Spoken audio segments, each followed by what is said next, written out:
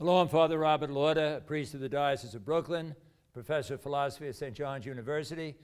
This is part of our continuing series on the Catholic novel.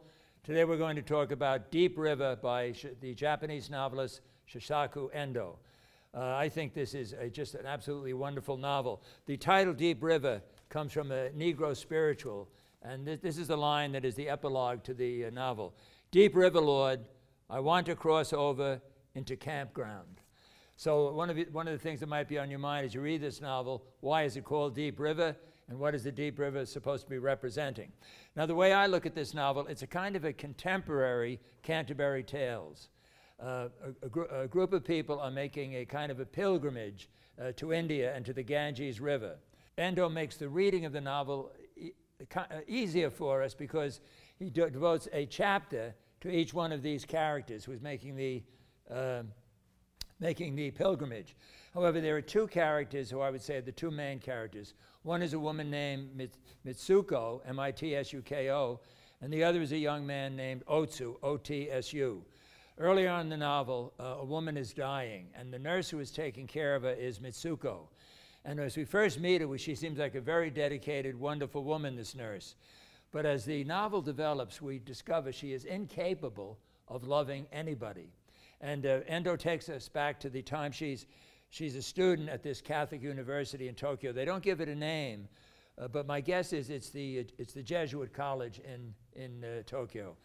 And she hates Christianity, and she sees it as an imposition of kind of Western culture. And a problem that was on Endo's mind throughout his life was, can Catholicism take root in Japan?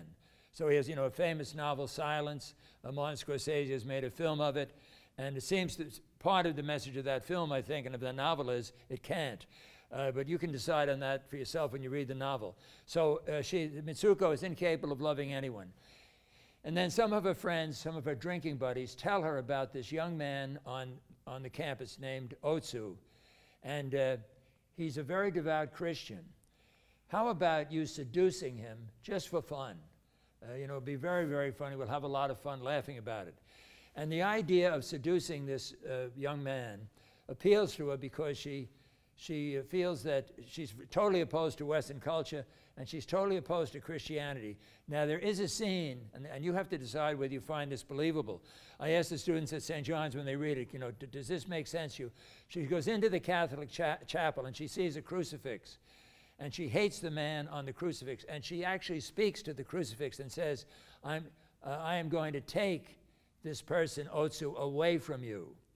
And sure enough, she does seduce him. They never have sexual intercourse, but they engage in a lot of sexual foreplay and sexual lovemaking. It means nothing to her.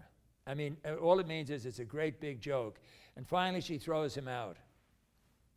As the plot develops, she gets married, but once again, she is really incapable of loving anybody.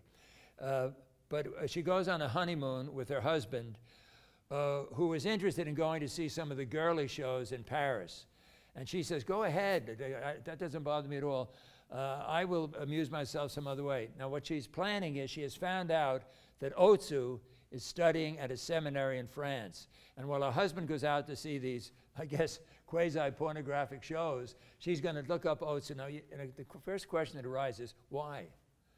Why can't she get this guy out of her mind? What is it about him that attracts us? She cannot understand his life. Now he's studying to be a priest. Why would he do that, okay? So this is the only novel I know that refers to other Catholic novels. It refers to a Julian Green novel called Mora. It refers to Francois Mauriac's Thérèse, and it has a reference, a rather clear reference to Diary of a Country Priest. I think Otsu is modeled on George Bernanos' character in Diary of a Country Priest. Well, anyway, Mitsuko looks him up, and they have a discussion about God, and he says the authorities in the seminary are questioning him considerably because they think he's not completely committed to Christianity. They think he has this idea that one religion is as good as another. And of course, he says to Mitsuko, it's not that I have got a hold of God, it's God that's got a hold of me. So they separate, and the plot goes on, and eventually Mitsuko is on this pilgrimage. She's not for any religious reason. It's just curiosity, okay? And she's on the pilgrimage with these other characters, and one of the characters had a dog, and the character was very near death. And instead of the character dying, the dog dies. And the character asks his wife, could it be that that dog died in my place? Okay? Obviously a hint of, Christ's crucifixion. Another character during the war is starving to death, and a friend of his feeds him, but he's feeding him human flesh of those who have died. The man doesn't know that. And there's an obvious reference to the Eucharist. And in one scene, in a hospital, a character appears from nowhere. Nowhere. His name is Gaston. You don't know where he's come from. And he's extremely dedicated in helping all the Japanese soldiers who are ill and wounded and so on. And he's described as a bent nail leaning over one of the characters. And he brings, I'm not sure about it. I was going to say he brings communion to them. I'm not sure about that. But the Christian references, the Catholic references are all through the novel.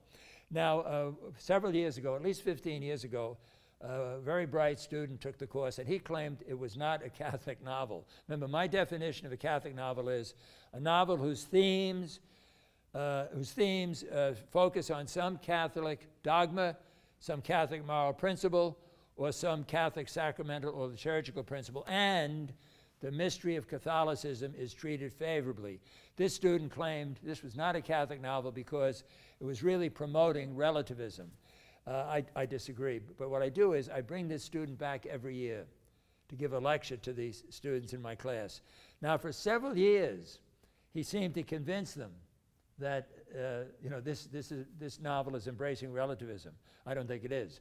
But the last time he came, he didn't convince them. Most of the class agreed that the Catholic symbols and so on, and the way Catholicism is treated is basically favorable. Okay, now, there's a great, great line in it. When Mitsuko is watching Mother Teresa's nuns bringing the invalids into the Ganges River, okay? Young ladies, very attractive young ladies, she can't figure this out. She can't figure Otsu out. By the way, I should tell you, though Otsu was thrown out of the seminary in France, he eventually gets ordained. And how is he spending his priesthood? He's spending his priesthood in India, helping the sick into the water. Now, am I wrong? If Jesus was alive now, would he not be doing something like that? The young man who objected that it wasn't a Catholic novel said, we never see the Otsu saying Mass. We never see him hearing confessions. He doesn't wear clerical clothes. To me, the man who disagrees with me, misses the point. He's to feed the hungry, to clothe the naked. When you do that to the least of my brethren, you do it to me, okay? So anyway, Mitsuko walks over to one of these young nuns, and she says, why are you doing this? Why are you doing this? And the young nun says, without this, nothing makes any sense. And I think that's such a profound insight. If you can't make sense of helping the dying, then you can't make sense of anything. Suffering is a mystery, death is a mystery, but it's right at the heart of our Christian faith, okay? So I found each one of the chapters interesting. I found the Mitsuko and Otsu, I find really two really fascinating characters. I have a little trouble with her praying to the crucifix, but the students at St. John's don't seem to. I said, can you picture this as really happening? And they said, yeah, it could. It could really be happening. Now, the woman at the beginning of the novel whom Mitsuko is taking care of says that a tree outside her window, the ginkgo tree, has told her that she will come back in another form. And she says to her husband, look for me, find me. And her husband is on this pilgrimage. He's been searching everywhere. He's read about Shirley MacLaine claiming that you were reincarnated and so on. Now, what's that all about? Okay, is the novel sort of encouraging some kind of, promoting reincarnation? I don't think so. I think it's saying that the resurrection changes everything. So the wife, and this is my interpretation, the wife will reappear, but not as a dog or a cat or even another human being. The wife will reappear in the love that people have for one another. So that with the risen Christ being present to people, I think this woman is also present to people. So I find it a deeply Catholic novel. Now, what is the title? What does the title mean? What is the deep river? I think it's God. Let me read you the epilogue again. It's from a Negro spiritual, and it's, "Deep river, Lord, I want to cross over into campground." Okay? So I think that the novel is about these people being immersed in the mystery of God and God reaching them, touching them. Once again, the part of the theme is what I think is in almost every Catholic novel, of the hound of heaven pursuing characters. Why does Endo refer to other Catholic literature? Well, Endo had a master's degree in French literature, so I think he knew Mauriac's writing very well. Apparently he knew Julian Green's writing very well. And Endo has been described as the Japanese Graham Greene. As I'm doing this particular show, I have not yet seen Scorsese's Silence, but I did see a Japanese version of it. But I think Deep River would make a terrific film.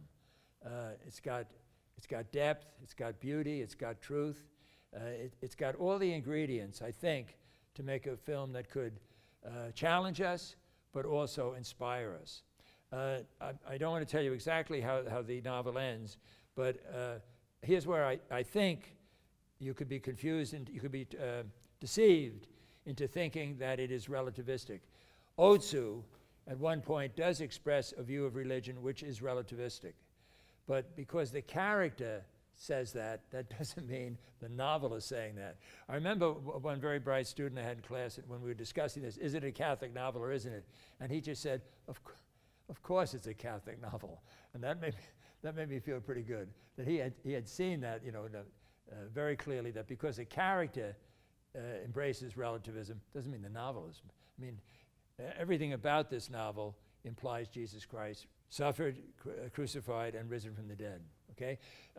So here's one of the things I hope happens if you watch this series on the Catholic novel, that obviously I'm hoping that you will be moved to read the particular novels I talk about on the show, but that it doesn't stop there, but that you will then go on and read, for example, read other works by Endo, by Graham Greene, and so on.